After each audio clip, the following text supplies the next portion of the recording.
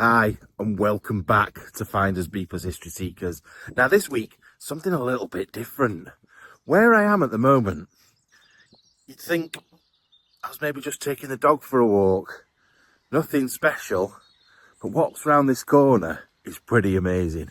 Sitting right on the border between South Yorkshire and West Yorkshire is this beautiful little church that is 1,000 years old.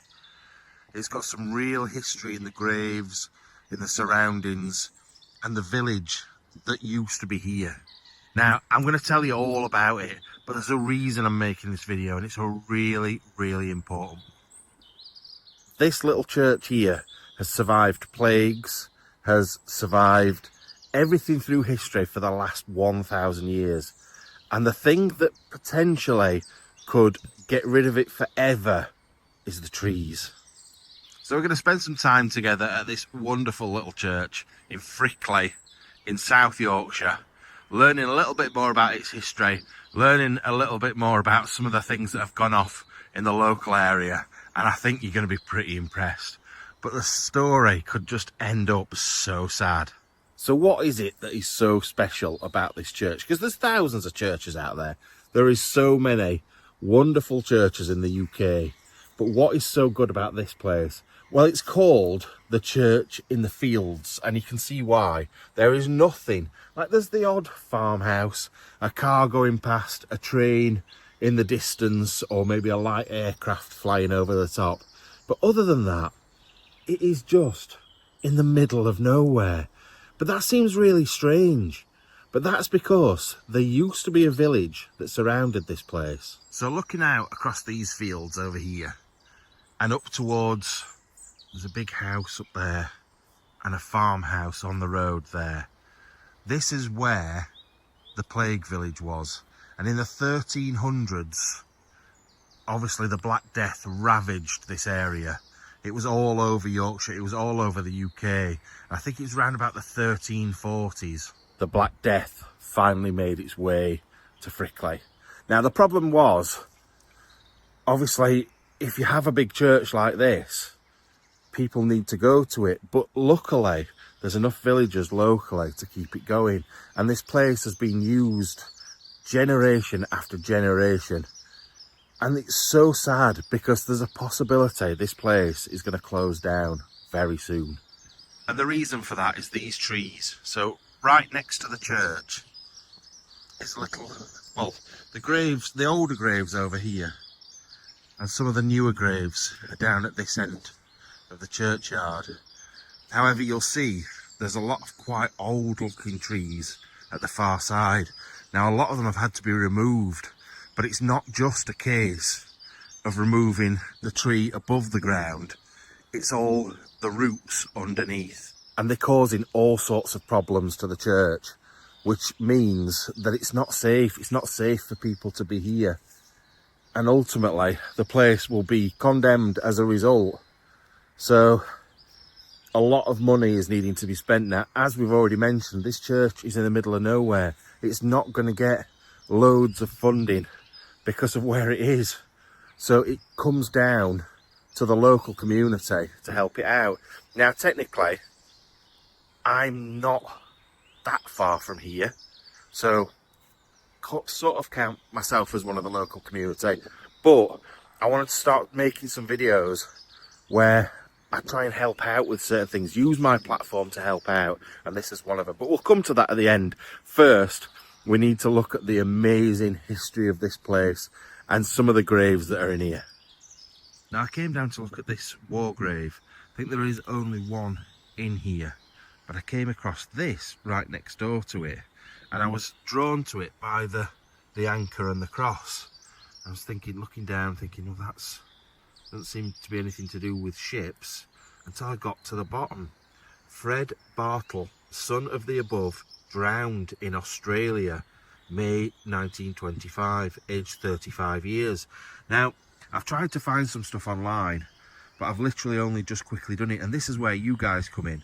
I really love the fact that some of you love to do some of the research. So I'm going to leave this one open for you to try and find out any information for me. A photo, what happened, what boat he was on, what was the reason behind it. But just over at the other side of the church is a headstone with so much history that I can tell you so much about, and we'll head over there now. Right, we're around the front of the church now. As you can hear, the wind's picking up a little bit, the sun's started to go in. But I wanted to show you this, in memory of Thomas, I don't know if it's Depledge or Deplage, aged 21 years, and was cruelly murdered on the highway near Darfield. I used to live in Darfield, and it's not far from here. Now, I know the story of this guy. I know all the information to do with it, and it's terrible. He was a 21-year-old boy who'd been to the Barnsley, the Barnsley Fair. So games and things like that going off, people singing, drinking, enjoying themselves. And he'd won himself quite a lot of money. Now, he was heading back, and it's about 5 miles from the centre of Barnsley to Darfield. So he'd walked 5 miles, and all of a sudden, he was accosted by 2 men. Now, we're going to go from here to where he was actually murdered, but it's just such a terrible story.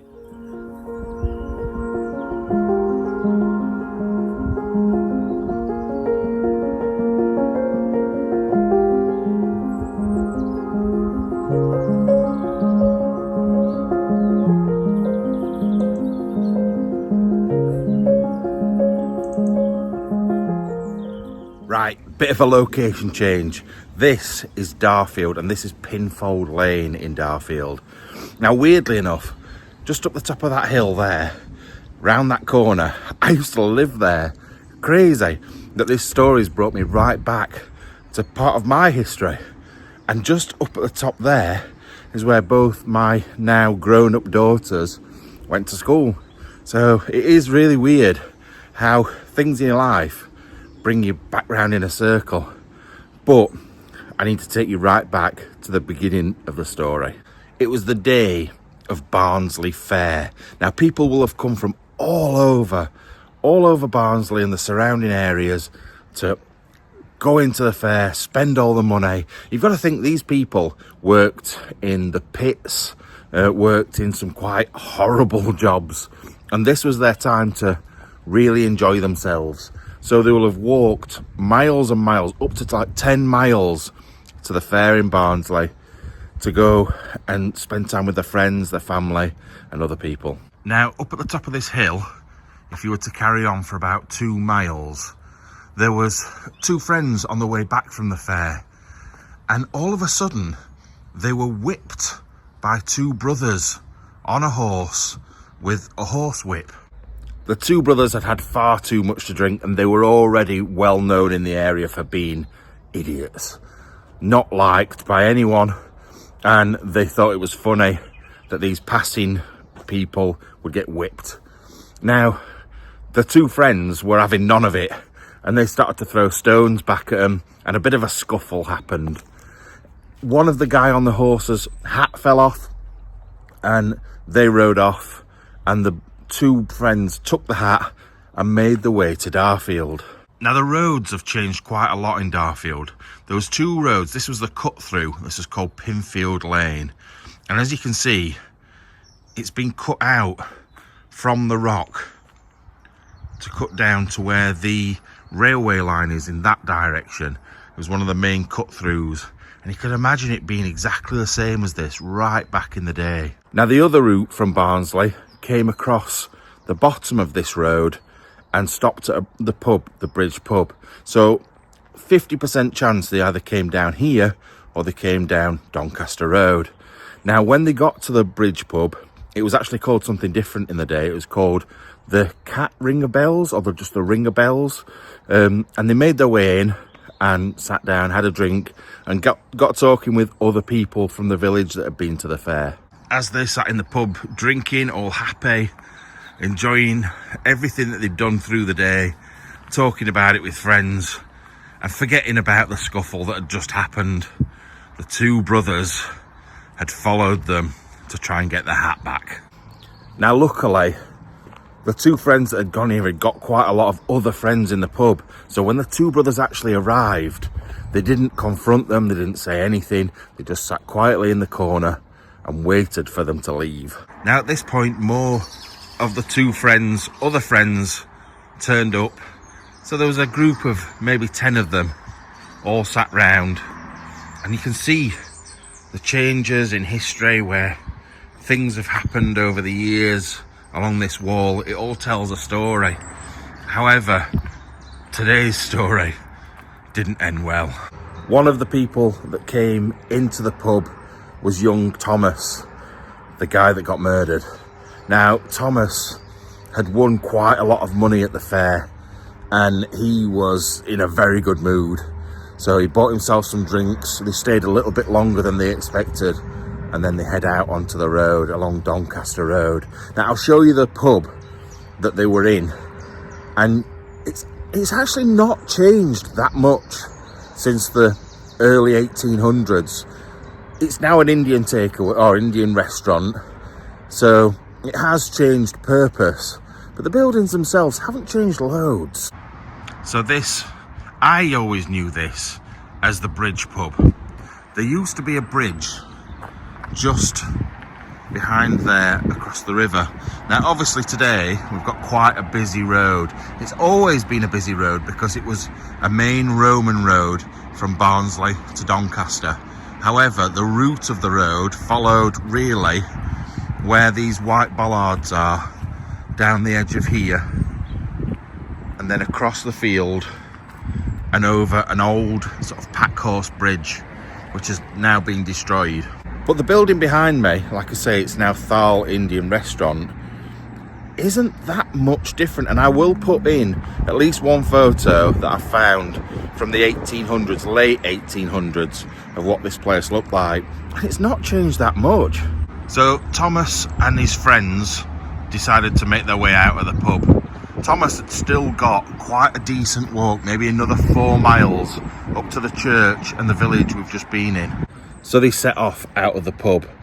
A group of maybe 6 or 7 of them headed towards the railway bridge, which is just up the road from here. Now, Thomas was just behind the group and he noticed the two brothers, the dodgy brothers, had made their way out of the pub and they were following the group of people. So Thomas ran forward to try and catch up with the main rest of the group. But this is where the problem occurred. The two brothers had seen Thomas run ahead, but they weren't sure if it was one of the friends or if it was Thomas. One of them picked up a fence post from the side of the road, ran forward and hit Thomas around the back of the head as hard as he could. And apparently the crack sound of his skull shattering could be heard for 100 yards in front. The two brothers fled, turned tail and ran as fast as they could out of the village, probably back up this hill, back home. The friends frantically tried to save Thomas's life, but to no avail.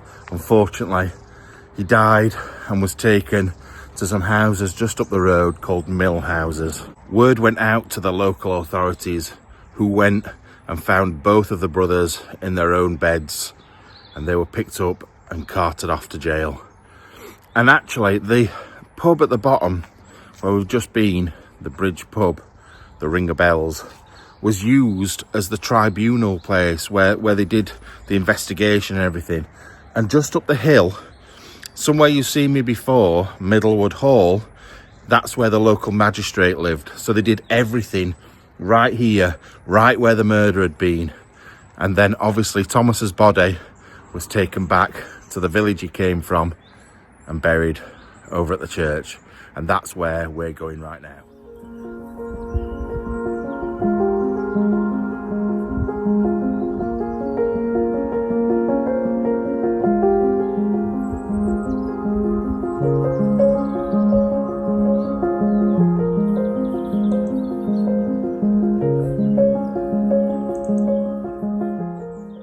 We're back at the church, but after 21 years, a very, very short life, after probably one of the most fun days he's had, making his way back to his village, which would have just been, it's the village we've just come through, a little bit further up there, maybe half a mile from here, with the money that he was probably so excited to tell his mum about, that he was going to spend that day, or maybe give her some towards board.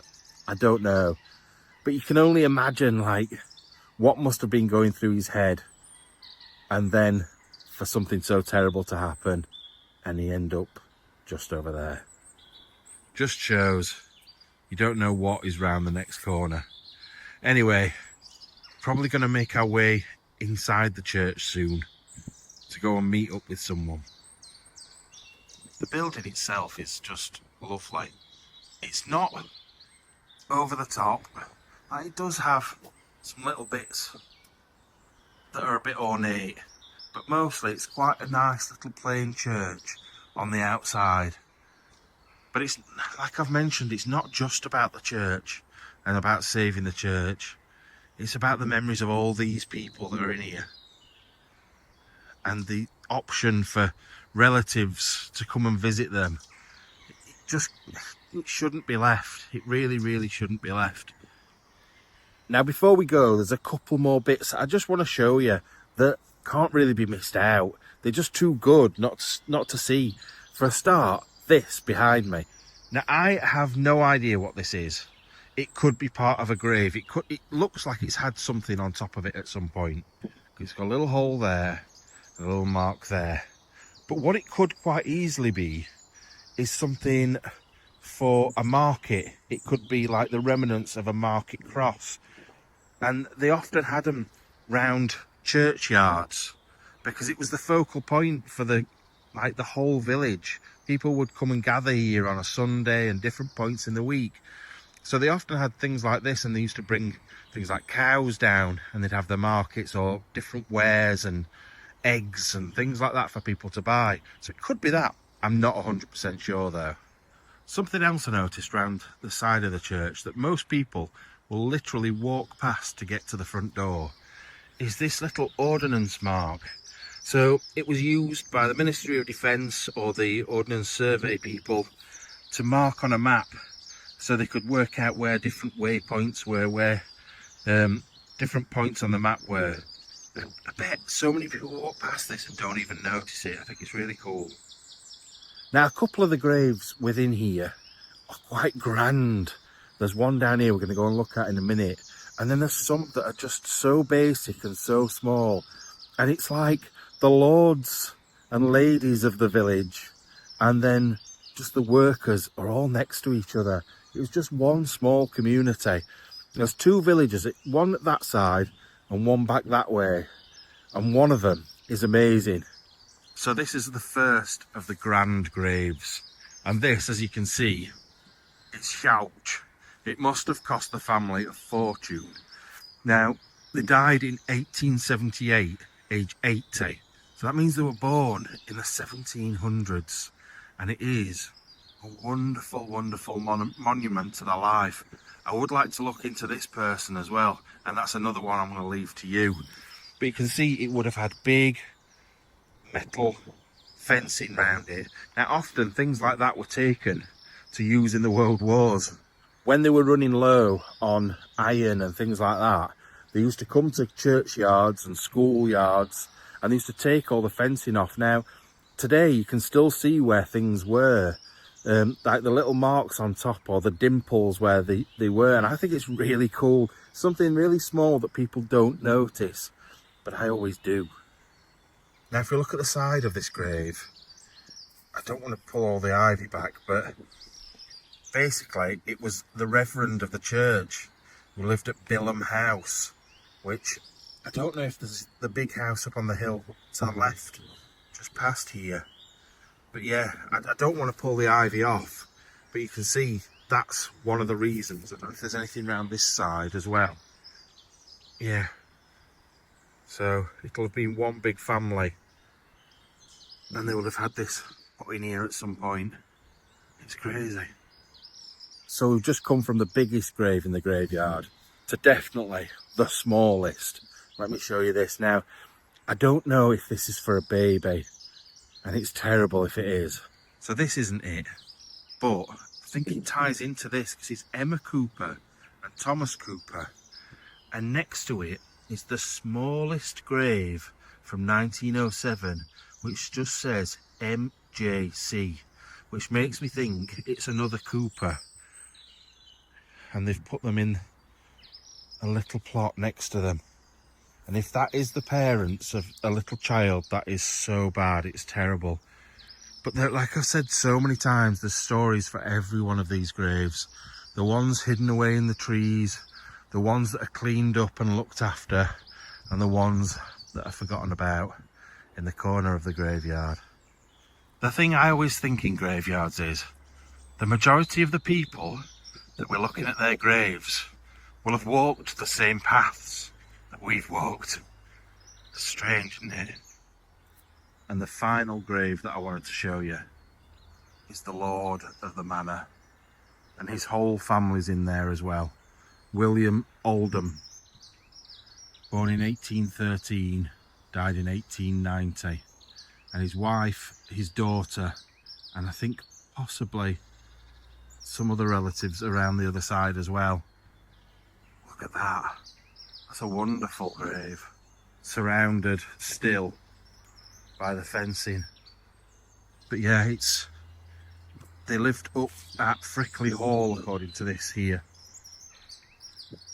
Yeah, look, Mary Stables, beloved wife of William Oldham of Frickley Hall, born May 14th, 1821, died in 1867. So like I said, just normal people buried next to the lords and ladies. And I've just actually noticed, I didn't notice these at all, there's some more Oldhams here, which is right next to their grave. So it's the family plot right up to the year 2001.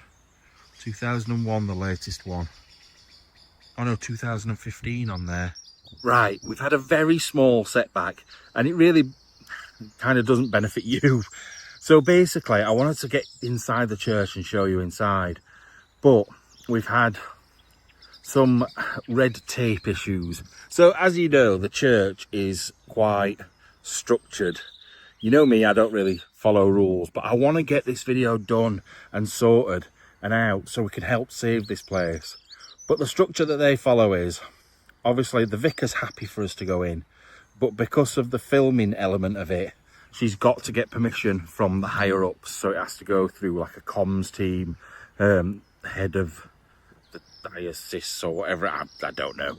Basically, it's a process that is quite lengthy to get the permissions to get inside, and I just want to get the ball rolling. So unfortunately we're not going inside, which is a shame. At some point I will try and get you some photos or footage or something from inside, but we just want to get this up and running so we can help this church out and save this history, because obviously at the end of the day it means a lot to a lot of people, whether that be on the faith side of things or whether that be on the history side of things. So I've got one of the I've got a cook parishioner coming down, so one of the parishioners coming down, and we're going to sit down there, have a bit of a chat, and we'll talk a little bit more about things.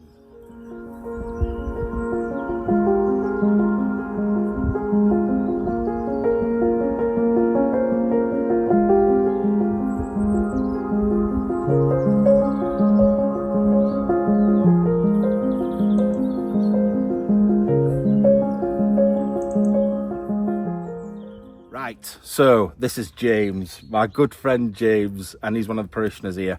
How long have you been coming to this church?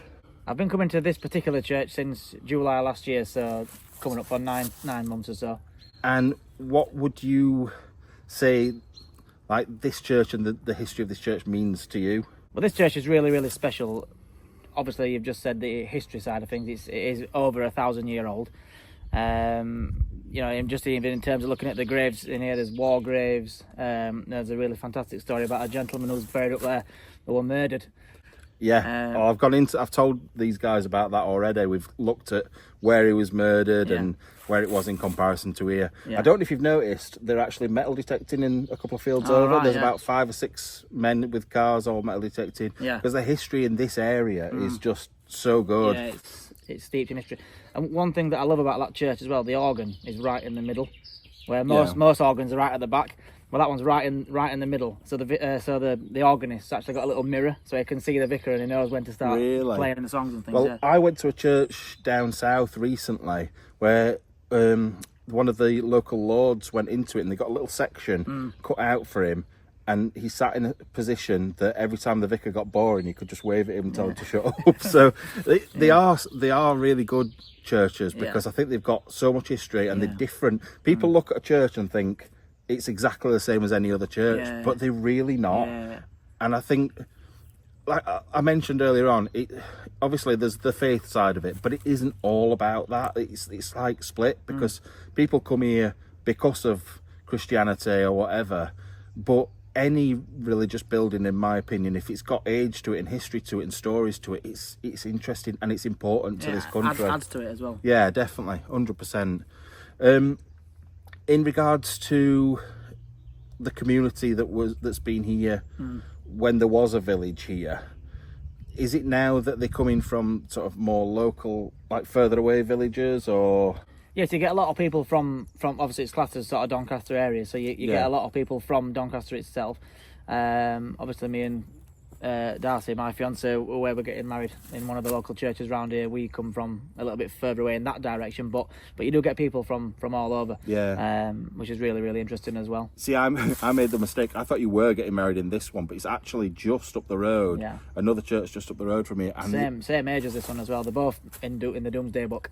Oh really? I didn't know they were in the Doomsday Book. But this is so interesting, and the connection between them all as well, because it wasn't just like, this is my territory. They're all within, is it a diocese? Diocese, yeah. So it's all like within an area, and they all linked up, and I suppose they were all built by the same guy.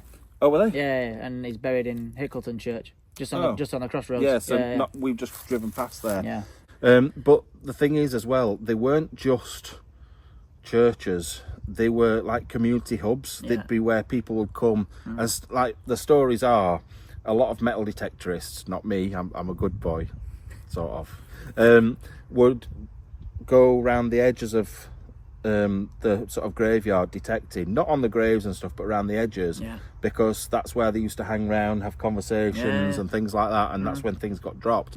But also there's a lot of like paths that run from villages that aren't there anymore, and it's all that history. It's not just one building, it's everything to do with it, and I love that. But that would be lost, because, and I am going to visit briefly another church like this one that has now been knocked down not far from here. It's fallen down over the years, and the graves are still there but all covered up. And I have noticed in this church there's a couple where there is a grave there but there's no headstone, and it happens over years, and it's just nothing now, and that's what I don't want to happen to this place. There's a World War I grave down there. The guy died in 1918, so literally as the war was finishing, and they've had his grave completely redone because that fell over, like you said. So that's obviously really important as well. But that's it. It's a community thing, isn't it? So it's really, really good. But the other option, and this happens a lot as well, is people turn them into houses, which I love the fact that they're still being used and loved, but also that's not what they originally were for. So there's another church in Melton, that's called St James's, and that's pretty much been closed to the public because people aren't turning up. It's very much similar to this. It's quite on its own, so unless people know about it, then and somebody's asked if they can have a funeral there, because his mum used to go when she was little, and the vicar's had to say we simply can't because it's had its doors closed. See, that's terrible. And but the thing I love about my position is, not only can I potentially spread the word round here, people in America, Australia, New Zealand, Canada, all over. I get one specific viewer that sends welcomes from Brazil every week, and I just think that this little tiny church in the corner of nowhere is being seen by all these people. I think it's brilliant. I really do. So we will come on to how you can help shortly. Thanks, James. It has really been good to sort of speak to someone that's got a bit more of a connection to this place than me. Yeah. So, right.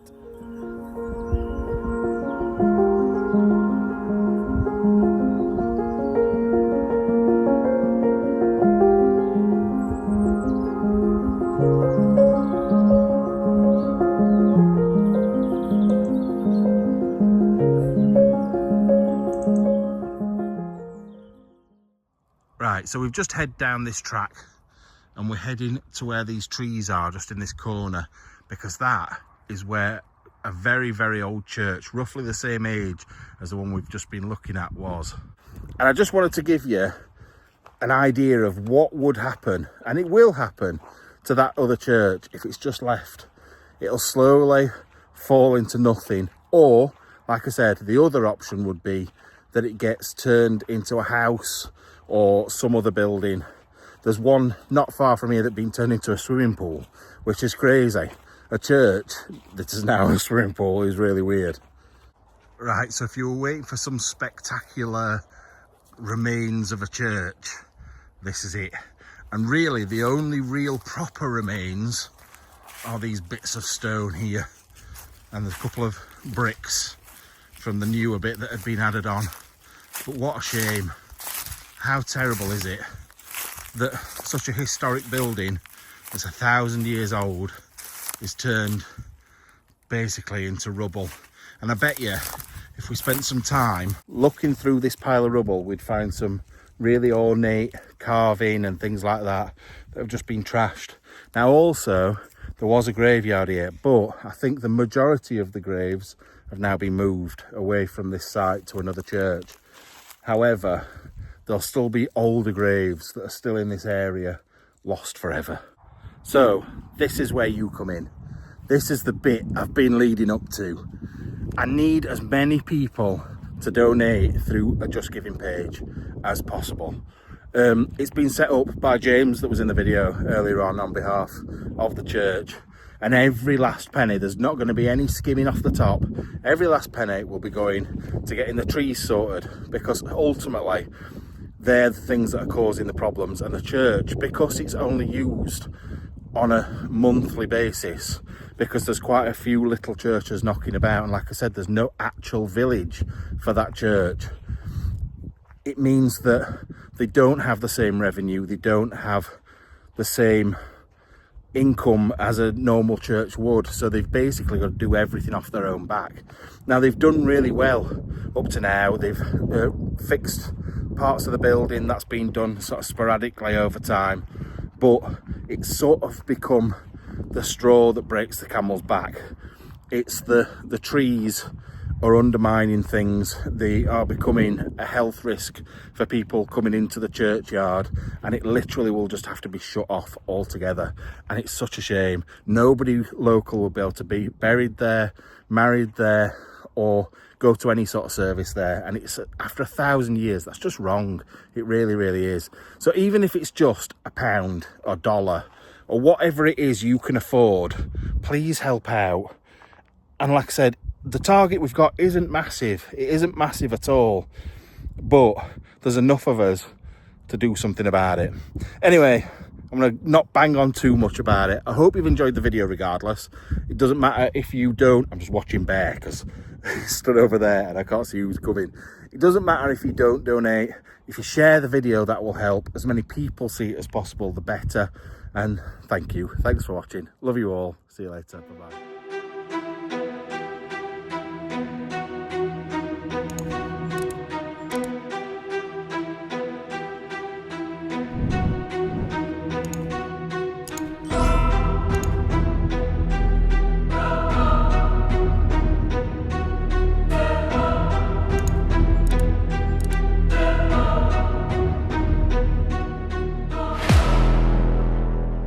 There's a really fantastic story about a gentleman who was buried up there who were murdered.